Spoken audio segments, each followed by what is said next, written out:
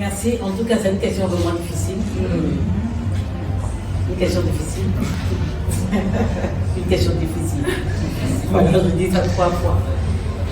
Je me dis, il y a des choses qu'on ne doit pas perdre de vue aussi, et ça demande de la sagesse. D'abord, c'est l'œuvre de Dieu. Le révérend nous a dit dans l'un de ses derniers messages qu'il y a souvent nos parents même qui ne nous connaissent pas.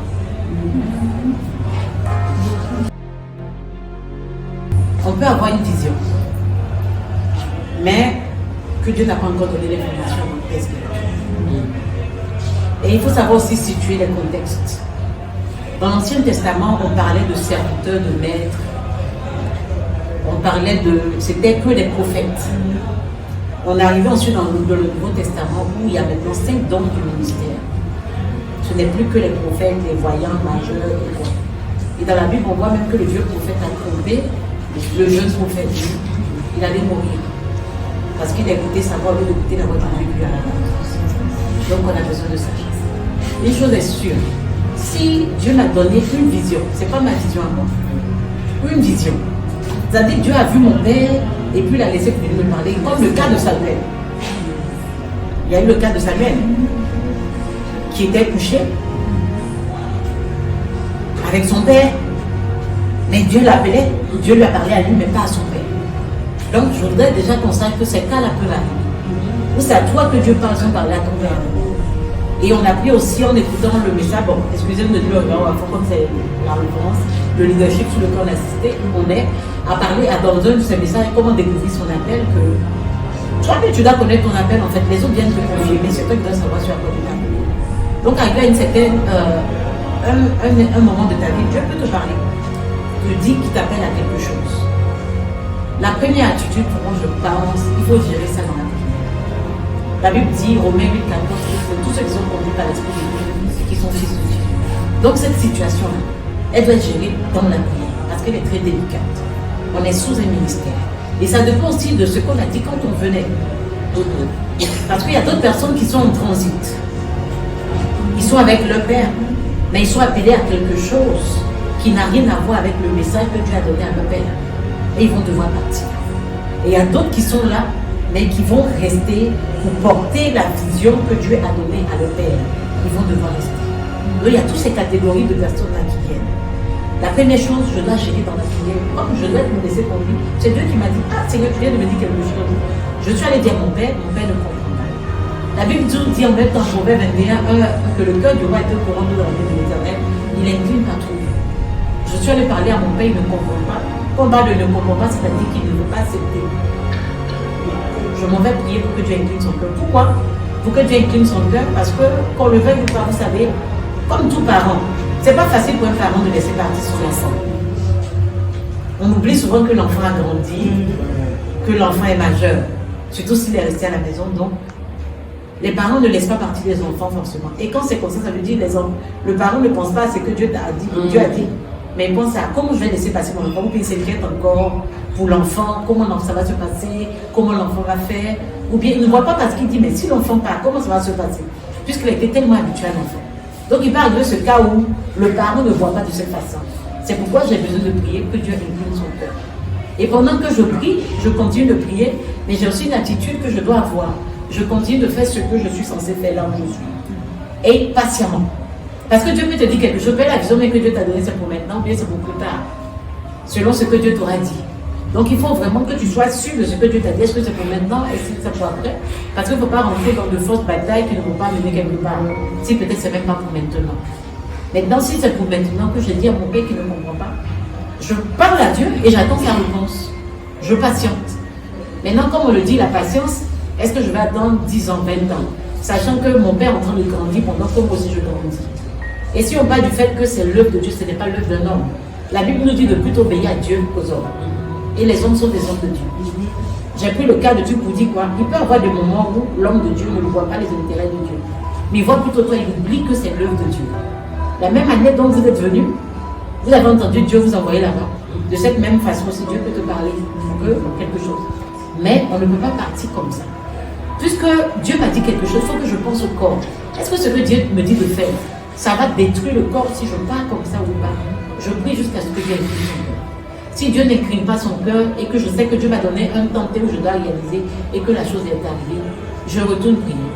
Je ne donne pas de réponse définitive, mais je dis ce que Dieu te dira de faire. Puisqu'il est souverain sur et ton père et sur soi, selon la réponse que Dieu t'aura donnée. Tu t'engages selon la réponse que Dieu t'a donnée. Si Dieu t'a dit d'attendre, tu attends. Si Dieu te dit tout, ça veut dire que Dieu va disposer les choses afin que ton père puisse accepter. Amen. C'est ça. Parce qu'il y a des pères qui ne comprennent pas, ou bien qui ne voient pas, sans s'en rendre compte, parce qu'ils ont été trop habitués. Alors que nous sommes tous là pour Dieu. Et si c'est pour Dieu, il faut que Dieu me parle. Quelle que soit la décision, il faut que je sois sûr que ce que je suis en train de faire, à l'instant T, Dieu m'accompagne. Si je n'ai pas Dieu, je n'ai pas le dos de Dieu, que je dois rester 20 ans, 50 ans, je reste. Mais je suis en train de juste faire comprendre que Dieu est souverain. Et sur mon père, et sur moi-même. Donc c'est Dieu qui aura le dernier. Et si, pendant ce temps, les choses ne se sont pas faites comme il fallait, c'est que Dieu a un plan, il va parler certainement à mon père. Parce que c'est l'œuvre de Dieu, ce n'est pas l'œuvre d'un homme. Et aussi longtemps que dans mon cœur, je ne vais pas faire comprendre. Généralement, c'est le cas arrive quand on sort carrément de la vision. Si on pense pour rester dans la même vision pour évoluer par rapport à ce que Dieu nous a dit, ça peut ne pas se poser. Mais souvent, Dieu nous appelle. Et en même temps, je dirais que les pères aussi doivent comprendre que Dieu peut t'envoyer quelqu'un pour une saison, mais après, il va le faire. Mais la plupart de nos pères, ce n'est pas de bonnes expériences que nous avons. Ils sont tous partis, sans avoir attendu le coup de leur père. Mais après, ils sont revenus juste sur la conscience. Mais ce n'est pas la meilleure façon de faire. On a vu des gens qui ont dit, laissez-moi, mettez-moi à part. Il y a des moments aussi qu'on n'a pas forcément entendu, mettez-moi à part. Mais c'est Dieu qui a pas à gérer. Je ne pense pas que s'il disait à son père allait comprendre. Mais Dieu a été souverain sur sa vie. Donc ce que Dieu nous dira enfin, soyons sûrs que Dieu nous a parlé. Maintenant, comme on le dit, le Père voit plus loin. Peut-être nous on voit là maintenant. Il faut être sûr que le Père ne fait pas ça par intérêt, égoïste, ou bien tu. Dans ce cas, dans tous les cas, quand le Père te dit non, il faut savoir pourquoi il te dit non. Il faut qu'il te donne des réponses claires. C'est pas Dieu dit non, c'est non et puis on s'arrête là. Il faut que tu me dises clairement pourquoi tu me dis non. S'il n'y a pas de raison là, c'est qu'il y a quelque chose. Et c'est Dieu qui aura le début. Donc il y aura un blessing. Oui. Nous devons attendre patiemment. Non, mais comme je dis, la patience a une limite. J'attends dans la bonne attitude, selon la patience par rapport à ce que Dieu m'a dit. Dieu a laissé mon père venir me parler à moi. J'attends. Si Dieu m'a dit c'est demain que je dois faire, c'est que dans ce temps, il va régler. Maintenant, s'il n'a pas réglé, que la patience a arrivé à son terme par rapport à ce que Dieu attend que je fasse, je retourne. Ce qu'il me dit, je fais. Mais c'est pas un manque de. Non, c'est pas un manque. Parce que Dieu peut te dire toujours attends, comme il peut te dire pas. Moi, je dis Dieu est souverain sur nous en fait. J'ai pris des cas pour monter des cas où des pères n'ont pas accepté que leur fils parte. Pourtant, c'est Dieu qui les appelait. Pourquoi? Parce qu'il n'a pas compris la vision. Et on nous a dit dernièrement que ton père ne peut ne pas voir la chose. Voilà. C'est pas un manque de respect, mais papa, c'est pas dire que je fuis pour partir. Mais père, cette chose a brûlé dans mon cœur, je t'ai dit et tout. Vraiment, tu ne m'as pas donné de raison que je sens. Seigneur, tu n'as pas géré cette situation. Si Dieu dit, je ferai ce que Dieu me dit. En fait, il faut noter que Dieu est souverain sur nous. On n'a pas été appelé pour un truc, parce que c'est Dieu qui est le maître sur nous tous. Mais c'est important, Dieu t'a mis quelque part, tu es formé, équipé. C'est lui qui doit pouvoir t'orienter. Mais comme on l'a dit, il faut aussi ne pas savoir ce que Dieu t'appelle à faire. Mais sois sûr que Dieu, l'action que tu dois poser après là, c'est Dieu qui t'envoie à faire. Il ne veut pas que les plus faibles soient atteints, soient affectés. C'est l'œuvre qu'on cherche. C'est qu'on cherche tes motivations là, qu'on ne trouve pas de solution. Mais quand on cherche tes motivations à Dieu, Dieu va forcément aider certainement le cœur de ton père à l'accepter. La loyauté intervient dans le sens du service. Un bon serviteur, un bon disciple doit garder un esprit loyal à son maître. Donc la première intention d'un serviteur auprès d'un maître, c'est comment je fais pour être loyal à mon maître, malgré qu'il ne comprend pas ce que mon maître, Dieu le Tout-Puissant, m'a dit. Que dois-je faire, maître? Dans l'attitude première, ce n'est pas de refroidir le visage, c'est de dire merci mon Père, et je bénis Dieu pour cette réponse que tu m'as donnée. J'entre dans le secret pour mieux comprendre la réponse que tu veux me donner. Il ne faut pas te jouer au jet li devant ton maître, devant ton père, devant quelqu'un qui t'a donné à l'aide spirituellement parlant, quelqu'un qui t'a coaché. Tu ne connaissais même pas la parole de Dieu. Jean 3,16, tu ne connaissais pas. Tu ne connaissais rien dans la Bible. Mais lui, il t'a pris, il t'a coaché, il t'a lavé et puis il t'a positionné. Amen. Donc le moindre respect que tu dois avoir pour lui, c'est de te retirer, prier dans le secret pour que Dieu touche son cœur d'abord. La révérende a parlé, n'est-ce pas, d'un jeune homme dans la foi qui était prophète. qui a reçu une instruction d'un père dans la foi, qui était un vieux prophète. Et ce vieux prophète n'était pas son père spirituel, notez ça d'abord. C'était un grand prophète. Il était prophète avant lui. Donc il a décidé de marcher d'après la parole du prophète. Et malheureusement, le prophète mentait. Il n'était pas conduit par l'Esprit de Dieu. Romains chapitre 8, verset 14 nous dit: tous ceux qui sont enfants de Dieu se laissent conduire par qui? Je vous demande de répéter. Par le Saint-Esprit, n'est-ce pas? Et non par son Père spirituel, mais par le Saint-Esprit. Et non par celui qui a connu Jésus, ça fait 20 ans, mais par le Saint-Esprit. Et non par celui qui a vu Dieu en vision, mais par le Saint-Esprit. Et non celui qui dort à côté de Dieu, par le Saint-Esprit. Et non celui qui dort en poitrine de Dieu, mais par le Saint-Esprit. Tu ne te laisses pas conduire par un homme, mais tu te laisses conduire par le Saint-Esprit. Tellement Dieu est ton intime, quand tu fais des gaffes, tu pêches, peu importe le nombre de fois, Dieu ne révèle pas à ton Père spirituel. C'est ça. Pourquoi? Parce que Dieu veut garder une intimité entre vous deux. Il t'aime, il te chérit. Donc quand tu fais des péchés, tu répètes 1000 fois, il ne dit pas ton Père spirituel. Mais un jour, il va dire, allongez ta vie. Quand Dieu a établi quelqu'un, Dieu ne lutte même pas contre la personne. Dieu est avec la personne. Moïse a pris une femme étrangère. La Bible condamne ça. Dieu condamne. Tu ne pousseras pas de femme étrangère. Impossible. Mais il allait épouser une Éthiopienne. Dieu devait se fâcher contre lui, le détruit. Les gars sont allés murmurer, comme d'autres le font. Ah, le père, lui parle, il ne comprend pas. Hein. Ah, moi, j'ai 15 ans. Hein. Dieu t'a parlé, non? Pour les étudiants partis aussi. Aujourd'hui, tu es millionnaire. Nous, c'est vrai, gagner notre argent. Mais on a demandé petit 100 000 pour nous financer, mais c'est chaud. On va partir quand tu nous bloques. Qu'est-ce qu'il y a?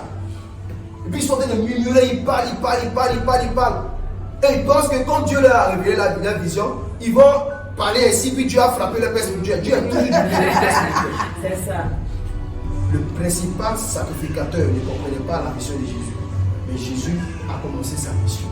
Il peut arriver des cas où c'est Dieu lui-même qui me dit, il faut bouger. C'est pas bouger, c'est moi qui comprends. Vois aussi toi combien de fois tu es capable de lui obéir au détriment d'un homme. Il peut arriver aussi, Dieu dit ne bouge pas, reste là. Pour voir combien de fois tu es capable d'être humble. Parce que Dieu là, quand il te forme, c'est par rapport à toi, il ne te forme pas par rapport à l'autre. Tes défis personnels là, c'est pour te transformer toi, c'est pas pour l'autre. Parce que dans ton caractère, même quand tu donnes le monde, tu n'aimais pas attendre. Donc Dieu veut briser ça. Il dit il faut attendre. Donc le gars là, tu n'es pas géré à lui là, il est là. Donc chaque matin, le gars te donne des sales paroles. Il te parle mal, au lieu que ça change, c'est l'homme il empire. Ton père spirituel qui ne veut même pas me comprendre ta vision, il dit comme ta vision là, ça ne veut même pas de Dieu, mais il faut le laisser tomber. Comment Dieu ne parle pas comme ça. Dieu ne parle pas comme ça, tu es ta femme, tu viens de venir. On te met Dieu t'a parlé 4 fois même. Mais le gars te dit non, mon petit, tu ne vois pas bien. Nous on est dedans, ça fait 15 ans. Ça fait 20 ans, Dieu nous parle, couché, debout, Dieu nous parle, même en WC, Dieu nous parle.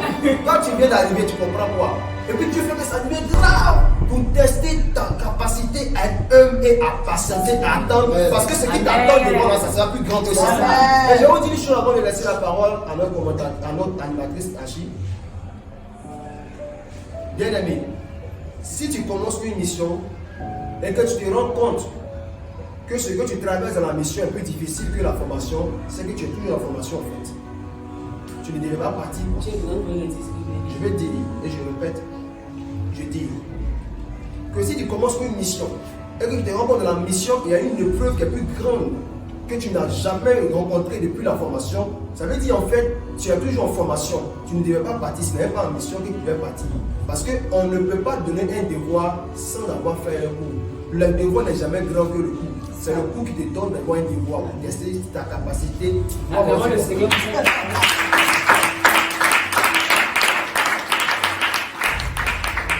Vous comprenez? Donc, quand l'heure est arrivée et que tu pars, tout devient facile.